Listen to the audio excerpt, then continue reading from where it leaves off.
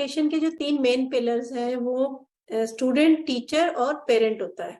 तो वो जो जैसे जाहिदा जी ने बोला ट्रस्ट बिल्ड करना, तो ट्रायंगल ऑफ ट्रस्ट जब तक नहीं बनेगा तो बच्चा कभी भी होलिस्टिक डेवलपमेंट नहीं कर पाएगा। एकेडमिक के अलावा होलिस्टिक की बात इसलिए करें कि ओवरऑल डेवलपमेंट आजकल बहुत जरूरी है।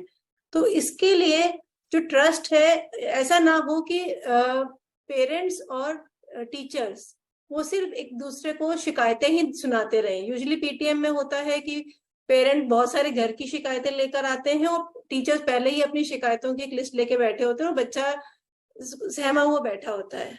बट अब मैंने जो सी चेंज लाने की कोशिश की अपने स्कूल में भी, कि हम बच्चे को वो प्लेटफॉर्म दें कि वो अपने प्रॉब्लम्स बोले और टीचर और पेरेंट दोनों आपस में कोलैबोरेट करके उसकी प्रॉब्लम्स का सोल्यूशन ढूंढे।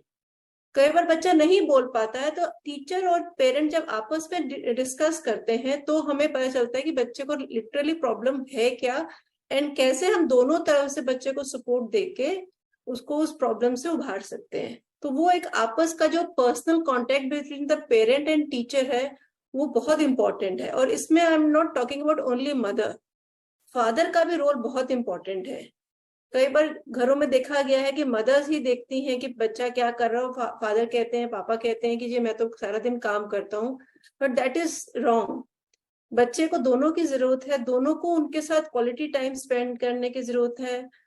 अक्सर ये भी देखा गया है कि पेरेंट्स बोलते हैं हम पढ़े लिखे नहीं है ज्यादा तो हमें क्या पता बच्चा क्या पढ़ रहा है। लेकिन जरूरी हम ये नहीं एक्सपेक्ट कर रहे हैं कि बच्चे के आप फॉर्मूले सुने या उससे आंसर सुने। आप थोड़ा 10 मिनट 15 मिनट बच्चों को दें, पूछे आज स्कूल में क्या हुआ, कुछ सीखा, कोई प्रॉब्लम तो नहीं हुई, क्या सबसे अच्छा मोमेंट था तुम्हारा, कभी कॉपी खोल के देख ली टीचर ने स्टार दिया हुआ है या कुछ असाइनमेंट दिया है, तो उसमें बच्चे को लगता है कि मेरे पेरेंट्स मेरी पढ़ाई में इन्वॉल्व हैं, उनको एक इंटरेस्ट क्रिएट होता है कि हाँ हम रोज जाके शेयरिंग करें। सो दिस वे अगर हम पेरेंट्स के सपोर्ट मिले, और इट्स वन वे नहीं है, अगर पेरेंट और टीचर दोनों को ही एकदम से आपस में कोलैबोरेट करके ही बच्चे की प्रोग्रेस को मॉनिटर कर सकते हैं।